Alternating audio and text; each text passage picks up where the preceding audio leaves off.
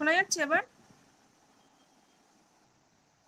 Automatically out হয়ে গেছিলাম, কি প্রবলেম হচ্ছে বুঝতে পারছি না। আমার কথা শোনা যাচ্ছে তো? হ্যাঁ ম্যাম। আচ্ছা, তাহলে এটা বলছিলাম যেটা যেটা গিয়ার ফ্লেক্সিবল কাপলিং এর ক্ষেত্রে কি হচ্ছে, গিয়ার ফ্লেক্সিবল কাপলিং এর ক্ষেত্রে আমার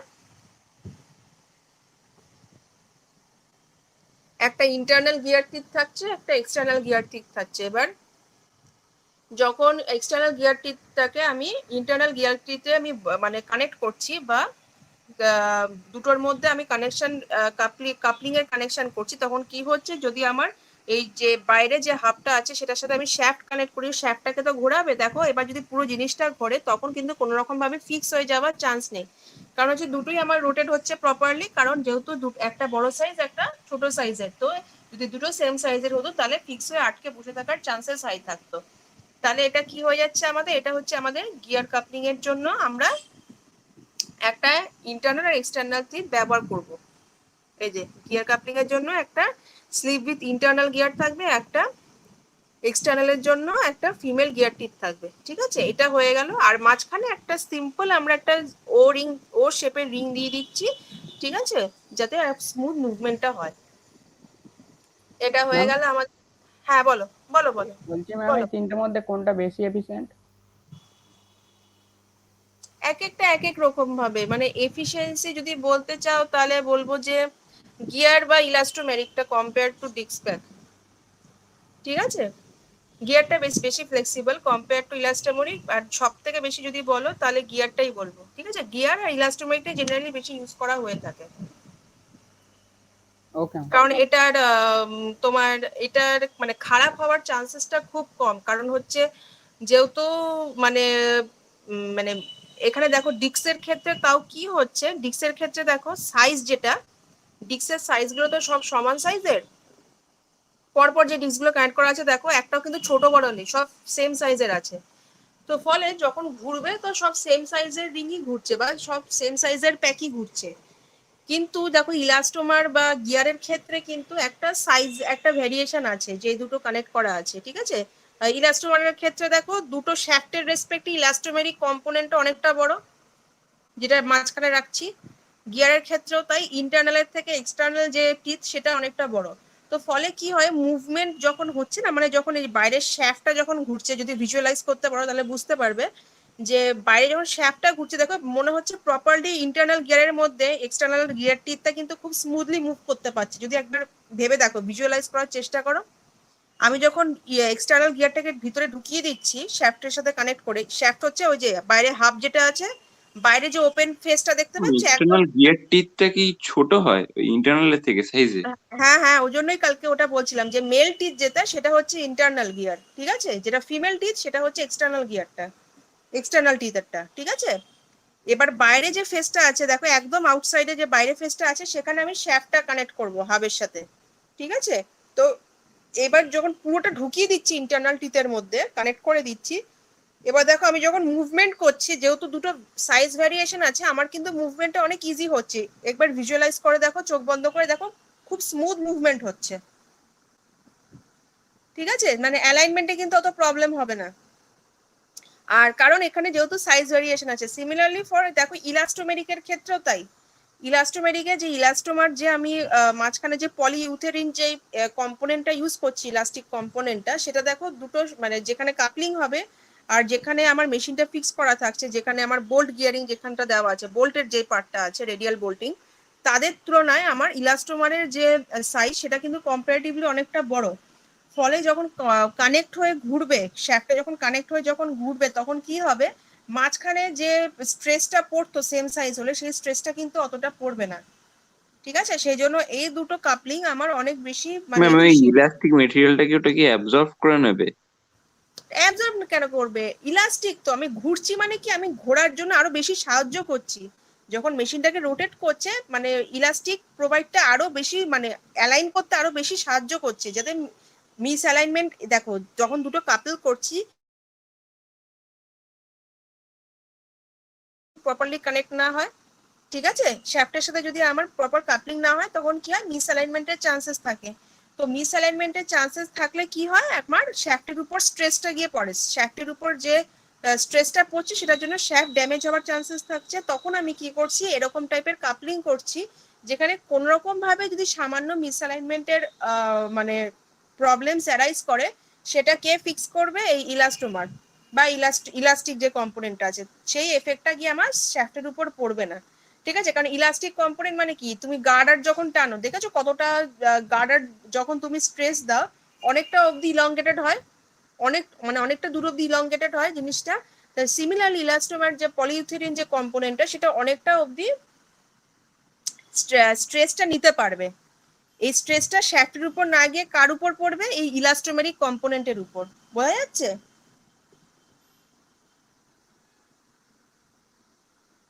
ইয়েস ম্যাম। হ্যাঁ, তো এই স্ট্রেসের দায়িত্বটা কে নিয়ে নিচ্ছে এখানে, এই পলিইথিলিন এই কম্পোনেন্টটা। আর কম মানে ওর উপর স্ট্রেসটা পড়লেও সেটা ওর কাছে অনেক বেশি ফ্লেক্সিবল, কেন, কারণ এটা ইলাস্টিক এলিমেন্ট। ক্লিয়ার? তো আমি এই স্ট্রেস বেসিক্যালি কিসের ক্ষেত্রে অ্যাপ্লাই করতে পারি, কম্পেয়ার যদি ইলাস্টিসিটির কনসেপ্টে দেখি, তাহলে স্ট্রেস অ্যান্ড স্ট্রেন আমরা পড়েছিলাম, মনে আছে ইলাস্টিসিটি ফিজিক্সে, stress and strain goes with elasticity. তো এই যে স্ট্রেস যখন পড়বে মিসঅ্যালাইনমেন্টের জন্য, সেটা আমার কভার আপ করবে একটা ইলাস্টোমেরিক কম্পোনেন্ট। সেই জন্যই মাঝখানে আমি পলিইথিলিন একটা কম্পোনেন্ট লাগাচ্ছি। ওকে, এখানে কেউ কিছু অ্যাবজর্ব করছে না, এখানে স্ট্রেসটা আমার ট্রান্সফার হয়ে যাচ্ছে ইলাস্টোমেরিক কম্পোনেন্টের উপর। মিসঅ্যালাইনমেন্ট যদি হয়, সেই শ্যাফটের মিসঅ্যালাইনমেন্টের স্ট্রেস আমার পড়ে যাবে ইলাস্টোমেরিক কম্পোনেন্টের উপর। ক্লিয়ার কিনা দেখে নাও।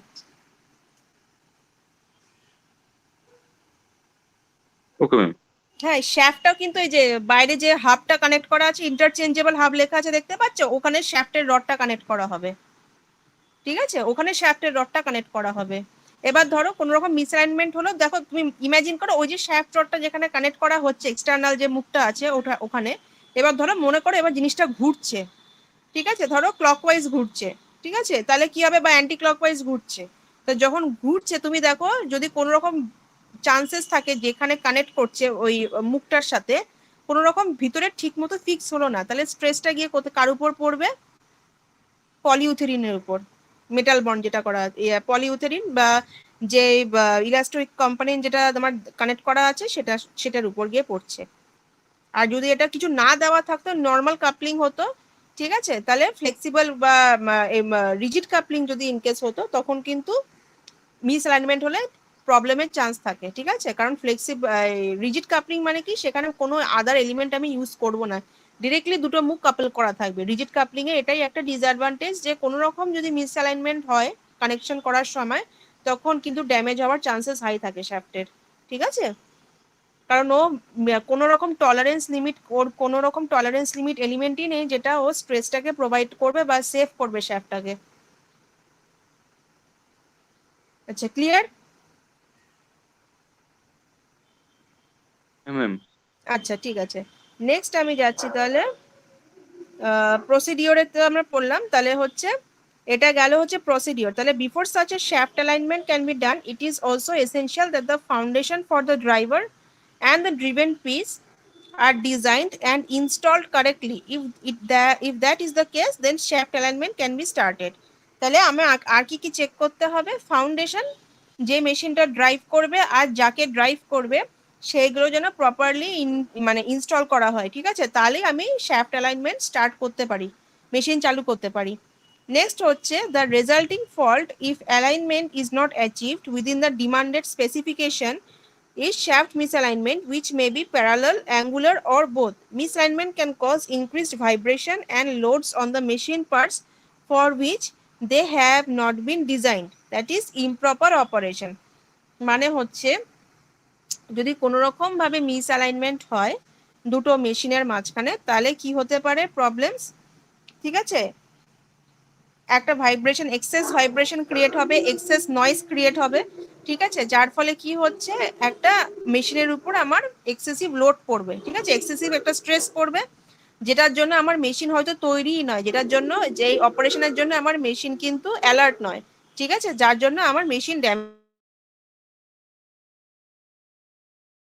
increased friction resulting in excessive wear and excessive energy consumption and the possibility of premature breakdown of equipment, excessive wear on bearings and seals leading to premature failure. 3 নম্বর হচ্ছে premature shaft and coupling failure, and 4 হচ্ছে excessive seal lubricant leakage. এই similar একই জিনিস, যে আমার coupling এর ক্ষেত্রে যদি কোনো রকম মিসঅ্যালাইনমেন্ট হয়, যেটা এক্সেস পরিমাণে যদি মিসঅ্যালাইনমেন্ট হয়, তাহলে আমার হতে পারে যে আমার ফোর্স মানে স্ট্রেস বাড়ছে, মানে সেই শ্যাফটের উপর আমার ফোর্স বাড়ছে বলে স্ট্রেস বাড়ছে, তার মানে আমার ফ্রিকশন বাড়বে।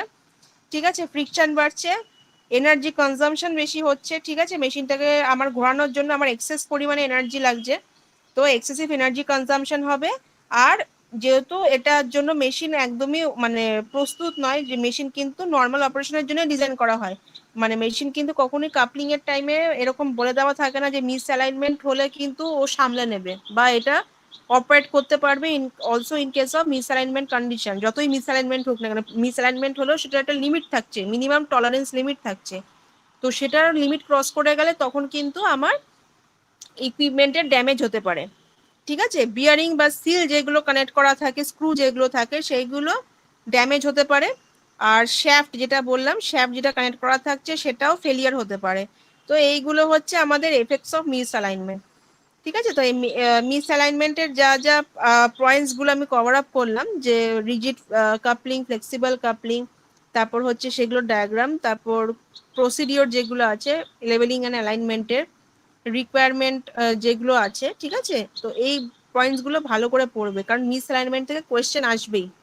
এফেক্টস অন মিস অ্যালাইনমেন্ট, মানে এগুলো খুব ইম্পর্টেন্ট পয়েন্ট। অ্যালাইনমেন্টটা তোমাদের কিন্তু কোয়েশ্চেনে আসবেই। ইনস্টলেশনে অ্যালাইনমেন্ট একটা খুব বড় ইম্পর্টেন্ট পার্ট।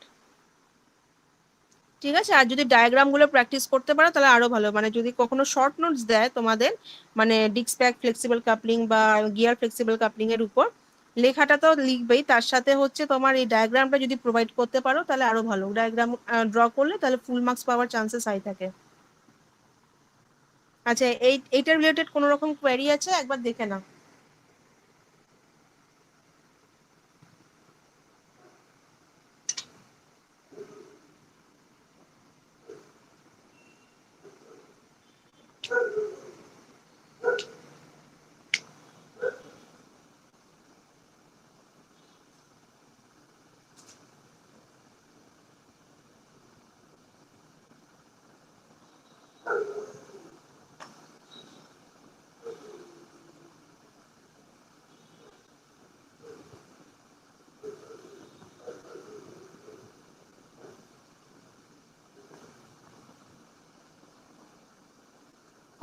কোনো রকম ডাউট থাকলে বলো, নাহলে আমি নেক্সট পার্টে তাহলে যাব।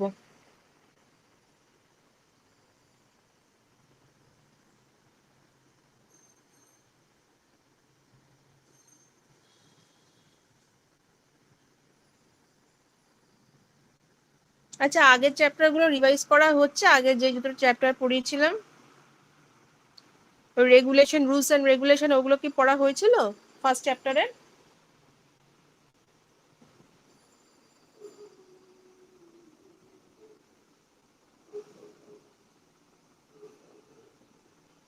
হ্যাঁ ম্যাম, দেখছি। ঠিক আছে, ওগুলো কিন্তু ভালো করে পড়বে, কারণ ওগুলো প্রচন্ড ইম্পর্টেন্ট। আর ওটা কিন্তু এক্সামে থাকবে, ইন্টারনাল এক্সাম যখন হবে ওটা কিন্তু এক্সামে থাকবে ওই পার্টটা।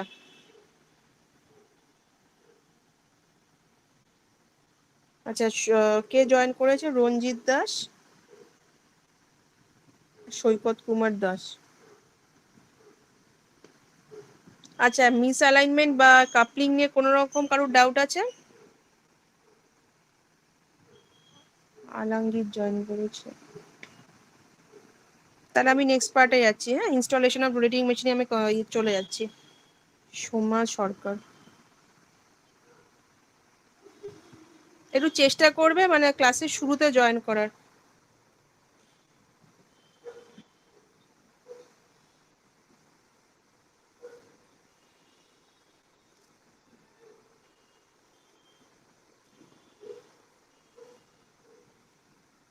আচ্ছা, installation of rotating machines. The construction of all apparatus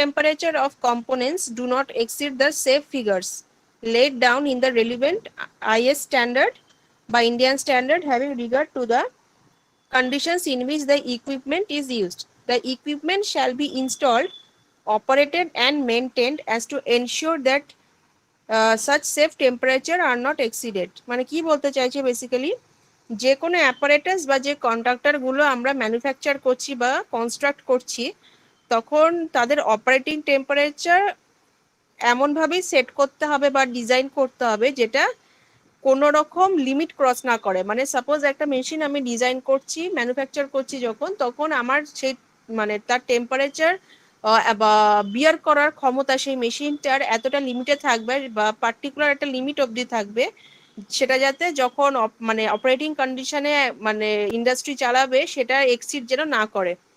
ঠিক আছে, অ্যাকর্ডিং। আর এই ডিজাইনগুলো কার উপর বেস করে করা হয়? প্রত্যেকটা ইন্ডিয়ান স্ট্যান্ডার্ড বেসিসে এক একটা মেশিন ডিজাইনের জন্য কিছু কিছু মানে ডিফাইন্ড আগে থেকে লিমিটেড রেঞ্জ বলা থাকে। ঠিক আছে, তো সেই রেঞ্জের বাইরে যাতে কোনো রকম মেশিন বা কোনো রকম ডিভাইস বা ইকুইপমেন্ট যেন লিমিট ক্রস না করে টেম্পারেচার, মানে এক একটা প্যারামিটার বেস করে ইন্ডিয়ান স্ট্যান্ডার্ড এরকম ডিফাইন্ড একটা চার্ট বা রেঞ্জ দিয়ে দেয় যে এই মেশিনের জন্য পার্টিকুলার এই টেম্পারেচার লিমিট হওয়া দরকার, এই রেটেড ভ্যালু, এই রেটেড ভোল্টেজ, এই রেটেড কারেন্ট হওয়া দরকার। তো এই লিমিটগুলোকে মাথায় রেখে যখন আমি ডিজাইন করব, তখন এই পয়েন্ট ইন্ডিয়ান স্ট্যান্ডার্ড অনুযায়ী যেন এই প্রত্যেকটা প্যারামিটারের পার্টিকুলার রেঞ্জগুলো যেন ফলো আপ হয়। ঠিক আছে, এবার যখন আমি ইকুইপমেন্টটাকে ইনস্টল করছি পার্টিকুলারলি সেই পার্টিকুলার রেঞ্জের মধ্যেই যেন আমি অপারেট করি, আর সেই পার্টিকুলার প্যারামিটারগুলোর উপর বেস করে যেন মেনটেনেন্স হয় আর হচ্ছে অপারেট করা হয়, যাতে আমার টেম্পারেচার কখনোই এক্সিড না হয়। কারণ কোনো একটা প্যারামিটার যদি কোনো রকম রেটেড ভ্যালুর বাইরে যদি আমি কোনো একটা মেশিনকে চালু করি, তখনই হচ্ছে, বা যদি মানে কনস্ট্যান্টলি একটা মেশিন ধরো অনেকক্ষণ ধরে চলছে অ্যান্ড সেটা ধরো আউট অফ রেঞ্জ চলে যাচ্ছে, যে রেটেড ভ্যালু আছে তার থেকে বেশি আমার রেঞ্জে আমার মেশিনটা যদি চলে, তখনই দেখবে টেম্পারেচার হাই হয়ে যাওয়ার বা মেশিনটা গরম হয়ে যাওয়ার চান্সেস হাই থাকে। আর সেই মেশিন গরম হয়ে গেলে আমার মেশিন ড্যামেজ হওয়ার চান্সেস হাই থাকে। তার ফলে কি হচ্ছে, যে বলা হয় যে লিমিটেড যে রেঞ্জটা আমরা প্রোভাইড করে দিচ্ছি বা যে চার্টটা ইন্ডিয়ান স্ট্যান্ডার্ড অনুযায়ী যে প্রোভাইড করে দিচ্ছি, যে রেটেড ভ্যালুর বাইরে যাওয়া উচিত না, বা এই লিমিটেড টলারেন্স লিমিটের মধ্যে একটা রাখা উচিত একটা পার্টিকুলার মেশিনকে অপারেটিং টাইমে। তো সেটা মেনটেন করলে আমার প্রপারলি মানে মেশিন লাইফ বা মেশিনের সার্ভিস লাইফও ইমপ্রুভ হয়, আর তার অপারেটিং বা মানে অপারেট করার ক্ষমতা বা তার পারফরমেন্স আউটপুট দেওয়ার ক্ষমতা অনেকটা বেশি থাকে। ঠিক আছে, নেক্সট হচ্ছে power factor correction, information on power factor correction. তাহলে electrical protection of circuit and apparatus, all apparatus and associated cable work shall be protected at the origin of the circuit against the effects of electrical faults in that circuit by a suitable automatic protective device.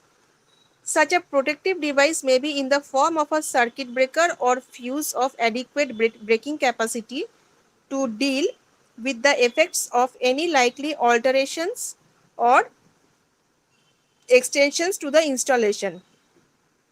Auxiliary light current circuits shall have separate fuses where medium voltage wiring is enclosed in conduits. The end of the conduit shall be securely fastened to the motor terminal box and to the terminal box of the control gear and other switches used in connections therewith. কিছুই না, এখানে বলছে যে যে electrical protection যখন আমি কোনো circuit বা অ্যাপারেটাসের জন্য ডিজাইন করবো, প্রত্যেকটা সার্কিট বা অ্যাপারেটাসে একটা করে প্রোটেকশন পার্ট থাকে। তোমরা পড়েছো সুইচ গিয়ারে, যেমন আমরা পড়েছিলাম সার্কিট ব্রেকার বা রিলে, যেগুলো আমাদের প্রোটেক্টিভ ডিভাইস থাকে এক একটা সার্কিটকে বা সিস্টেমকে প্রোটেকশন করার জন্য। ঠিক আছে, তো সেইগুলো যেন প্রপারলি আমরা মানে মানে পার্টিকুলার যে যে ডিভাইসকে প্রোটেক্ট করার জন্য যেই প্রোটেক্টিং ডিভাইস আমার দরকার, ঠিক আছে, যে পার্টিকুলার মেশিনকে প্রোটেকশনের জন্য আমার পার্টিকুলার যে ডিভাইসগুলো দরকার, সেইগুলো যেন প্রপারলি মেনটেন্ড হয়। আর হচ্ছে যে যেমন ধরো লাইট সার্কিটের জন্য সেপারেট ফিউজ থাকবে, ঠিক আছে, এক্সট্রা লাইট সার্কিট, অক্সিলারি বলতে এক্সট্রা যে লাইট কারেন্ট যে সার্কিটগুলো থাকে সেগুলো যেন এক্সট্রা ফিউজ ইনস্টল করা হয়। ঠিক আছে, তো একটা প্রোটেকশন ডিভাইসকে যেন মাল্টিপল মানে এক্সট্রা কাজের জন্য ব্যবহার না করা হয়। একটা প্রোটেক্টিং ডিভাইস যেন পার্টিকুলার যেই আছে, তার থেকে যেন বেশি এক্সেস লোড বাড়িয়ে দেওয়া না হয় সেই প্রোটেক্টিং ডিভাইসের উপরে, যে তাকে আরো এক্সট্রা এই কটা মেশিন বাড়তি প্রোটেক্ট করতে হবে। তো সেই লিমিটেশনস গুলো যেন প্রপারলি ফলো আপ করা হয়, ঠিক আছে। আর হচ্ছে when the motor is mounted on slide rails for adjustment of bolt tension, rigid conduit shall not be connected to the motor terminal box, but flexible metallic conduit with approved adapters shall be utilized for final connection to the motor, keeping good electrical and mechanical continuity throughout, with metal to metal joint between solid conduit and flexible tube. The ends of the conduit shall be fitted with some motor and a group of with some suitable type of bushing to protect the insulation of the cable from damage. মানে basically বলছে যেখানে দেখবে যে rail সিস্টেমে যে টাইপের motor use করা হয়, ঠিক আছে, সেখানে যে মোটরগুলো ইউজ করা হয়, তাহলে এবার সেম ওয়েতে যে কাপলিং এর যে আমি কনসেপ্টটা বললাম কিছুক্ষণ আগে, কাপলিং এর ক্ষেত্রে কি হয়, যখন একটা মোটর ড্রাইভ করছে, ঠিক আছে, সেটার উপর একটা টেনশন বা স্ট্রেস ক্রিয়েট হচ্ছে, ঠিক আছে। তো এই কানেকশন গুলো যখন মোটর টার্মিনালে ফিক্স করা হয়, তখন এই মেটালিক যে কানেকশন গুলো থাকছে মেকানিক্যাল পার্টের, ঠিক আছে, মেকানিক্যাল পার্টের যে কানেকশন গুলো থাকছে সেগুলো যেন প্রপারলি অ্যাটাচ করা থাকে, ঠিক আছে। প্রপারলি যদি অ্যাটাচ করা থাকে তাহলে জিনিসটা আমার স্মুথলি রান করতে সাহায্য করে। আর এখানে বারবার একটা ওয়ার্ড ইউজ করছে, rigid conduit shall not be connected to the motor terminal.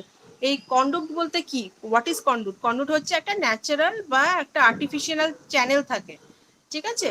তো যেটার মধ্যে দিয়ে আমার জেনারেলি ধরো রেন ওয়াটার বা কোনো রকম ফ্লুইড বা লিকুইড টাইপের জিনিস আমরা আউটলেটে বার করে দিতে পারি। বা যদি ইলেকট্রিক্যালের ক্ষেত্রে কি হয়, সেই পাইপ বা টিউবের মধ্যে দিয়ে আমরা ইলেকট্রিক্যাল কেবিলগুলোকে আমরা পাস করাতে পারি, ঠিক আছে, যাতে ওটার মধ্যে দিয়ে মানে একটা থ্রুআউট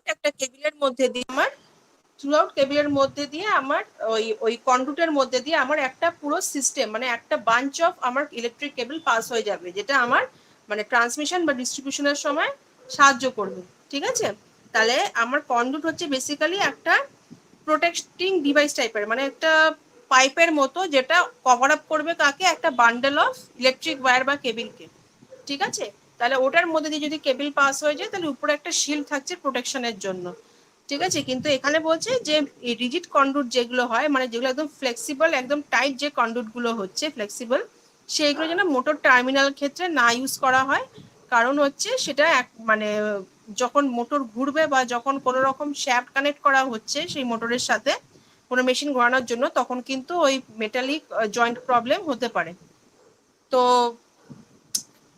গুড ইলেকট্রিক্যাল আর মেকানিক্যাল কন্টিনিউয়েশন অফ অপারেশনের জন্য আমাদের মেটাল টু মেটাল জয়েন্ট আমার বা মেটাল টু মেটাল জয়েন্ট বলতে এখানে যে কাপলিং এর ক্ষেত্রে আমি যেরকম বলছিলাম, ওটাও তো একটা মেটালিক ডিভাইস, মেশিনের একটা এন্ড পয়েন্ট আর শ্যাফটের এন্ড পয়েন্টটা, মানে কাপলিং এর এন্ড পয়েন্ট আর হচ্ছে শ্যাফটের এন্ড পয়েন্ট দুটোই একটা মেটালিক ডিভাইস। তো এই দুটো জয়েন্টের যেন কানেকশন প্রপারলি হয়। আচ্ছা, নেক্সট হচ্ছে the ends of the conduit shall be fitted with some suitable type of bushing to protect the insulation of the cable from damage. তাহলে বলছে এখানে যে কন্ডুট মানে যে পাইপ বা বান্ডেলটা থাকছে, সেটা কোন রকম বুশিং এর সাথে কানেক্ট করতে, তাহলে কি হবে, যে প্রোটেকশন যেটা আছে, প্রোটেকশন প্রপারলি আমার মেনটেন হবে। তাহলে এখানে বুশিং বলতে বলছে যে বুশিং মানে হচ্ছে বেসিক্যালি একটা সিলিন্ড্রিক্যাল লাইনিং করা থাকে, যেটা রিমুভ করতে পারি আমরা। একটা মেকানিক্যাল পার্টের মধ্যে একটা সিলিন্ড্রিক্যাল লাইনিং করা থাকে, যেটা আমার ওই সাইজটাকে পার্টিকুলারলি লিমিট করে দেয়, ঠিক আছে, একটা মানে গার্ড হিসাবে ইউজ করা হয়। তাহলে একটা ইলেকট্রিক্যাল এলিমেন্টের ক্ষেত্রে আমরা কি করছি, যে ইলেকট্রিক্যাল এলিমেন্টের ক্ষেত্রে একটা লাইনিং করা থাকে, ছোট্ট ইনসুলেটিং লাইনিং করা থাকে, একটা হোলের মতো থাকে, যেটা কন্ডাক্টরের মধ্যে দিয়ে আমি মানে কন্ডাক্টরটাকে প্রোটেক্ট করার জন্য আমি সেই লাইনিংটাকে তৈরি করছি, ঠিক আছে। তাহলে সেই হোলের মধ্যে দিয়ে যদি আমি কন্ডাক্টরটাকে পাস করাই, ঠিক আছে, সরু কন্ডাক্টরটাকে যদি আমি পাস করাই সেই হোলের মধ্যে দিয়ে, তাহলে উপরে যে গার্ডিং এলিমেন্টটা থাকছে বা ইনসুলেটিং লাইনিংটা থাকছে, সেটা একটা প্রোটেকশন হিসাবে কাজ করে বুশিং এর, ঠিক আছে। তো এইবার এটার ক্ষেত্রে কি বলছে, যে বুশিং এর সাথে আমি কি করব, প্রোটেকশনের জন্য, তো এই মাল্টিপল কন্ডাক্টর প্রোটেকশনের জন্য আমি ইনসুলেশন কেবিলের ইনসুলেশন আমি ইউটিলাইজ করব বা ইনস্টল করব। of the conduit shall be fitted with some suitable type of bushing to protect the insulation of the cable from damage. তাহলে ends of the conduit মানে কি বললাম, পাইপের মধ্যে দিয়ে যে মাল্টিপল ইলেকট্রিক কেবল পাস হয়ে যাচ্ছে, তাহলে সেই কেবিলের এন্ডিং যেখানে হচ্ছে সেটা একটা পার্টিকুলার বুশিং বলতে আমি যেটা বলছি যে একটা লাইনিং করা থাকে, লাইনিং করার মধ্যে যে লাইনিংটা থাকছে সেই লাইনিং এর সাথে কানেক্ট করা থাকলে কি হবে, তে পুরো যে ভিতরে বান্ডেল অফ কেবলস যাচ্ছে সেটা প্রোটেকশন পাবে, আর যে লাইনিং এর সাথে আমি কানেক্ট করছি সেটাও একটা, যেই বুশিং এর সাথে কানেক্ট করছি সেটাও একটা ইলেকট্রিক লাইনিং দিয়ে প্রোটেক্টেড, ভিতরে যে কন্ডাক্টর গুলো থাকবে। তাহলে ফলে থ্রু আউট আমার একটা কন্টিনিউটি অফ ফ্লো মেনটেন হচ্ছে, আর আমার কোনো রকম মানে ইনসুলেশন ব্রেকডাউনের চান্স থাকছে না, বা কোনো রকম এক্সটার্নাল ড্যামেজ হওয়ার থেকে মানে ড্যামেজ হওয়ার চান্সেস কম থাকছে। অ্যাবাউট এক্সটার্নাল কোনো ড্যামেজ আমার উপরে যেহেতু গার্ড করা থাকছে পুরো লাইনিং দিয়ে, তো এক্সটার্নাল কোনো ফোর্স বা কোনো রকম ড্যামেজের থেকে আমার জিনিসটা পুরো প্রোটেকশন পেয়ে যাচ্ছে। আচ্ছা, আইসোলেশন অফ ইকুইপমেন্ট, এটা হচ্ছে আইসোলেশন আমি কি করে করবো একটা ইকুইপমেন্টের, each motor and a group of motors and associated control gear shall have means of disconnection to supply, and such means shall also be placed as to be readily accessible from the position where danger may arise. তাহলে isolation মানে isolator বা isolating switch কোথায় আমরা install করব বা কোথায় আমরা রাখবো, তাহলে ইচ মোটর বা গ্রুপ অফ মোটর আর তার সাথে অ্যাসোসিয়েটেড যে গিয়ারিং গুলো আছে, কন্ট্রোল গিয়ার যেগুলো থাকবে সেইগুলো আমি ইজিলি ডিসকানেক্ট করতে পারবো সাপ্লাই থেকে। তো এরকম একটা পজিশন বা জায়গায় আমাকে আইসোলেটিং সুইচ বা আইসোলেটরকে আমি ইনস্টল করব, ঠিক আছে। তাহলে কি হবে, যেখানে চান্সেস মানে সবচেয়ে হাই, মানে সাপ্লাই বা যেখানে আমার সবচেয়ে বেশি প্রোটেক্টিং মেশিন বা ডিভাইস যে জায়গাটা আছে, তো আমি সেই জায়গাটা আইসোলেটিং সুইচ বা আইসোলেটর যদি আমি ইনস্টল করি, বা সেই জায়গাটায় যদি আমি আইসোলেশনের জন্য কোনো রকম ব্যবস্থা রাখি, তাহলে ইজিলি সেই ডিভাইসগুলো আমার ফল্টের হাত থেকে প্রোটেক্টেড হবে।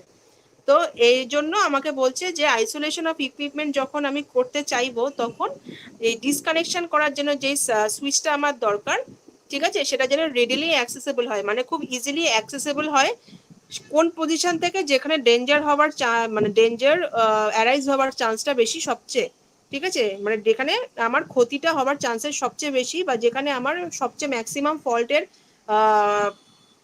ফল্ট হওয়ার চান্সেস হাই হতে পারে, সেই পজিশনে আমি আইসোলেটিং সুইচটাকে অলওয়েজ কানেক্ট করে রাখবো। নেক্সট হচ্ছে in cases where the driven machinery is a dangerous character such as grinding stone, SSWS, etc., and the normal means of control are of indirect nature. Indirect nature বলতে হচ্ছে suppose push button বলেছে এখানে, then unless mechanical means for rapidly disconnected machinery from the driving motor are provided, isolation shall be effected by a switch arranged in such a way that the supply may be immediately interrupted. The switch shall also be placed as to be readily accessible from the position where danger may arise. Similarly, একই কথা বলছে যে যেখানে controlling মানে control যেখান থেকে হচ্ছে, control যেখান থেকে আমরা করি জেনারেলি, যেগুলো অটোমেটিক মানে অটোমেশন দিয়ে যে কন্ট্রোলগুলো করছি আমরা এই সব ডিসকানেকশনের ক্ষেত্রে, যেগুলো ম্যানুয়াল কন্ট্রোল নেই, ঠিক আছে, যেগুলো সুইচিং এর থ্রু দিয়ে কন্ট্রোল হয়, যেসব অপারেটিং ডিভাইসগুলো, সেগুলো বলছে যে ডেঞ্জারের হাত থেকে বাঁচানোর জন্য এমনভাবে সুইচিংগুলো করা দরকার যেখানে কোনো রকম মেকানিক্যাল ডিভাইসও যদি প্রেজেন্ট, মানে মেকানিক্যাল ডিভাইস যেগুলো থাকছে প্রোটেকশনের জন্য, তো র্যাপিডলি যাতে ডিসকানেক্ট হতে পারে পার্টিকুলার সেই ফল্টের বা ডেঞ্জারের এরিয়া থেকে, তো সেটা আমাদের দেখা দরকার।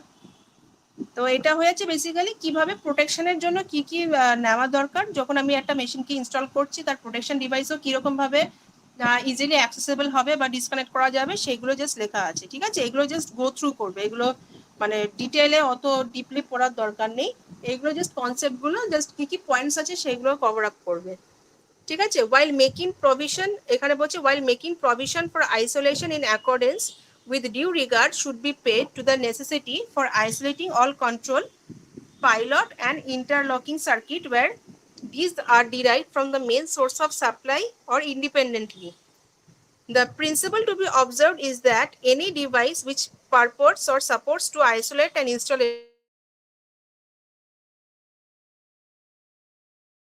complete isolation with a single device.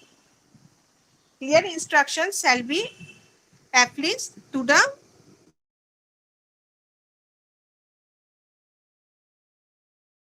complete isolation. ঠিক আছে, যদি ধরো সাপোজ কোনো রকম ম্যানুয়াল সুইচ বা অটোমেটিক সুইচ কাজ করছে না, তো পার্টিকুলারলি সেই ডিভাইসের জন্য একটা ইনস্ট্রাকশন প্রোভাইড করা দেওয়া থাকে যে এইটা যদি কোনো রকম ভাবে যেখান থেকে অপারেট করা হচ্ছে প্রোটেক্টিং ডিভাইসগুলো, সেটা যদি কোনো রকম ভাবে অপারেট না করা যায়, এনি চান্সেস অফ ফেলিয়ার থাকে, সেই ইনস্ট্রাকশনগুলো ফলো আপ করলে পুরো সুইচটা আইসোলেট করার জন্য আলাদা যে ইনস্ট্রাকশন ম্যানুফ্যাকচারার প্রোভাইড করে দিচ্ছে সেটা অটোমেটিক্যালি আইসোলেট করা যাবে। এটা আলাদা একটা এক্সট্রা ম্যানুয়াল আমাদের প্রোভাইড করা থাকে ম্যানুফ্যাকচারারের সাইড থেকে। ঠিক আছে, additional precautions to be taken for isolation in case of electrical equipment installed on machine tools shall be mentioned and as in IS 1356 মানে ইন্ডিয়ান স্ট্যান্ডার্ড 1356 অনুযায়ী আরো কিছু অ্যাডিশনাল প্রোটেকশন বা প্রিকশনের জন্য আরো মানে ম্যানুয়ালস দিয়ে দেয় বা ইনস্ট্রাকশনস দিয়ে দেয়, যেগুলো আরো স্টেশন সাবস্টেশন বা যেখানে আমরা মেশিনগুলো চালু করছি সেখানে ফলো আপ করা হয়। এটাই জাস্ট বলার। ঠিক আছে, তো এই পার্ট অবধি আমি আজকে পড়াচ্ছি, এই জায়গাটা অবধি ভালো করে পড়বে। ঠিক আছে, এই জায়গাটা অবধি ভালো করে পড়বে।